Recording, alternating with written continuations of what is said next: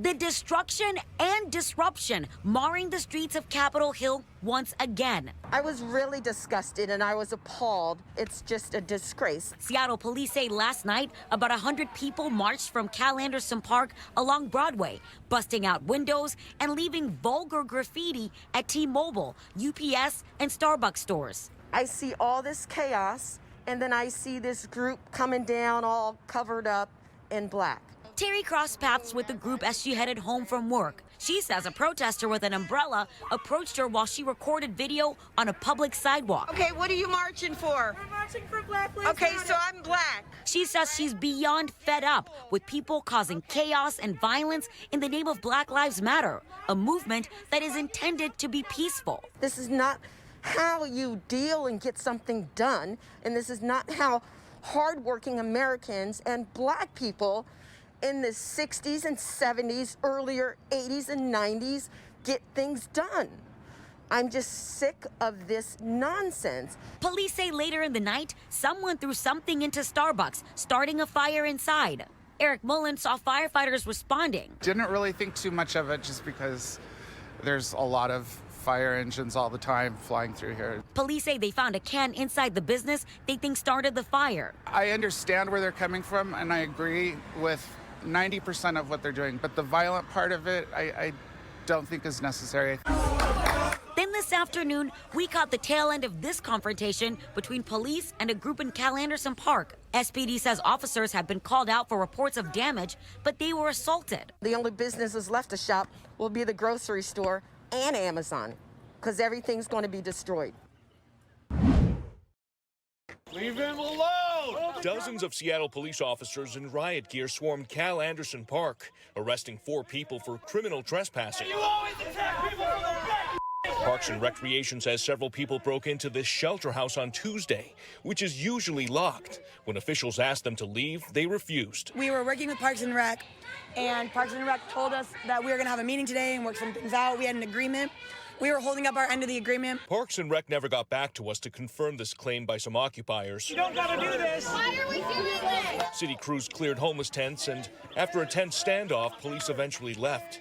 But the occupiers moved right back in, setting up food tables. This man with a drill even tried to get back into the shelter house, but stopped after we started rolling with our cameras. We've also been here, for 3 days, giving out hot food, hot coffee, water, masks. The people occupying Cal Anderson Park, like this man who only goes by Sleepy, call themselves Black Lives Matter protesters, homeless, or homeless BLM activists. Many here also say they marched throughout the city to defund SPD and also lived in the Capitol Hill occupied protest zone, also known as CHOP, before it was cleared out last month. And this has happened before when CHOP was here. Central Lutheran Church just reopened this week after being closed for weeks due to those shootings in the CHOP. Pastor Maynard Attic says what's now happening at Cal Anderson right across the street is hurting his ministry again. The unfortunate thing is that it impacts what we're trying to do here, and that is to serve some homeless. It's a sight many health experts have been wanting to see. Everyone's thinking of how they can take care of themselves and take care of our neighbors. And, that's the only way we're going to get through this. For Dr. Chen, it's reassuring to see that the number of cases in the state seem to be plateauing, and the transmission rate, which is the number of people that can get infected by someone with the virus, is just below 1. That is really good news. But to him, that's not the end of the work we as a state have to put in. We're not out of woods yet. And that's what the Institute of Disease Modeling is saying in their recent report.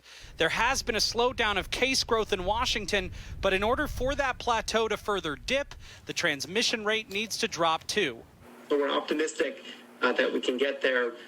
Masks are going to be a part of that, but again, it's everybody doing their part. And the Institute credits mask mandates like in Yakima County that have led to a drop in transmission and fewer cases. They credit the use of face coverings as making a major difference in getting to where we are now, but it hasn't fixed everything. There are lots of things that are happening in the community that people are doing that are increasing the spread, and we are at levels that are too high. Dr. Duchin hopes people will voluntarily stay home, keep staying socially distant, and wearing masks. But he says if it comes down to it, re-shutting down is also an option. We will find out, I think, in the next couple of weeks to months. Carlisle Interconnect Technologies provides Boeing with the wiring to run the televisions mounted into the seats of passenger jets.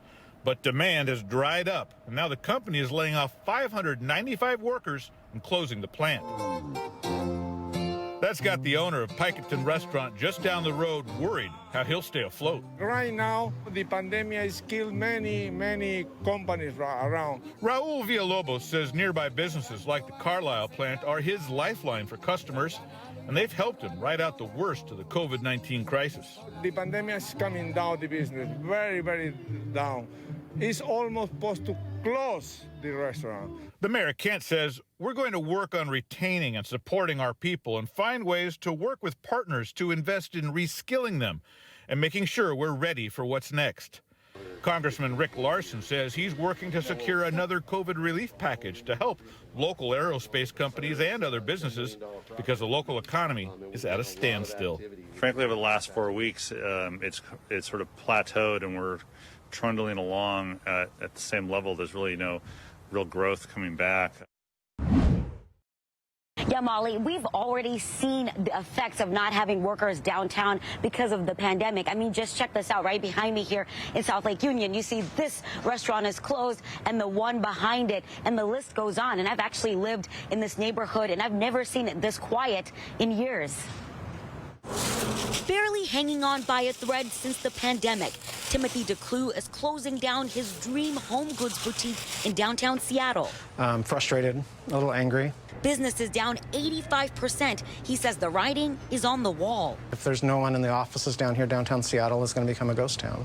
His store joins this massive list of downtown restaurants, stores, gyms, and businesses that have closed since the pandemic. And remote work policies took away thousands of daily downtown workers. This is the tip of the iceberg, and we are in a precarious spot right now. But now the Downtown Seattle Association is concerned about a Bloomberg report that says Amazon is considering office locations outside Seattle and even asked employees where they preferred.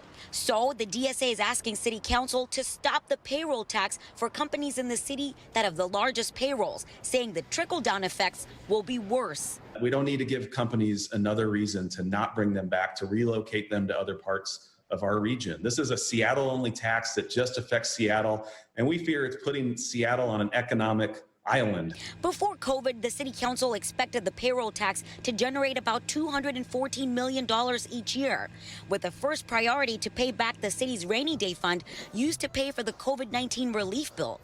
As Tim moves his store to online only, he says the irony is help from the bill could be too late for other businesses. But they ignore the small businesses. They don't do anything to support the small businesses, and that's where we're at. That's why so many are closing. Now, I reached out to the council president and the budget chair for a response to DSA's letter, and I was told they are not commenting. Back to you. Tammy, thank you.